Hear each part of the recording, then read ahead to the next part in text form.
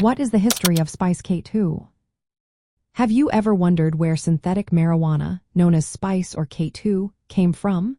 The story begins in the early 2000s, around 2004, when these substances first appeared in Europe.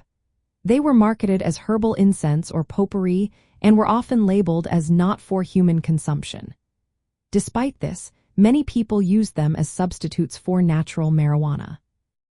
The chemicals found in Spice and K2 were actually developed decades earlier for scientific research. Some notable compounds include CP47497 from the 1980s, HU210 from 1988, and the JWH series, like JWH018, created in the mid-1990s.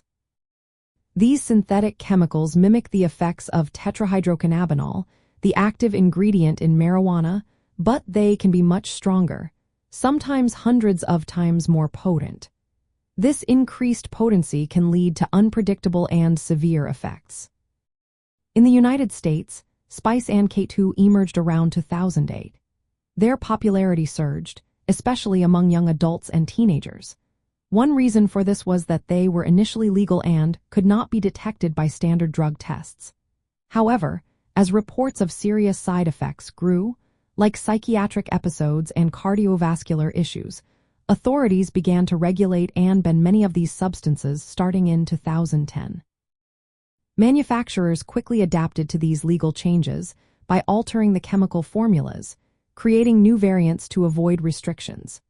This has resulted in a constantly changing market, with over 100 different synthetic cannabinoid compounds identified so far.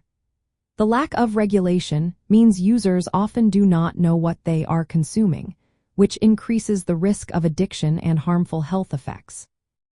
From the viewpoint of substance abuse and addiction, Spice and K2 pose a significant challenge.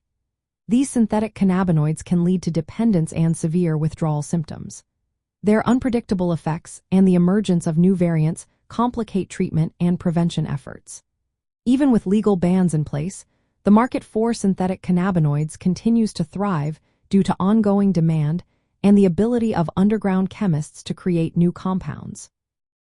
Spice and K2 started as synthetic cannabinoid products in the early 2000s, initially marketed as safe herbal products.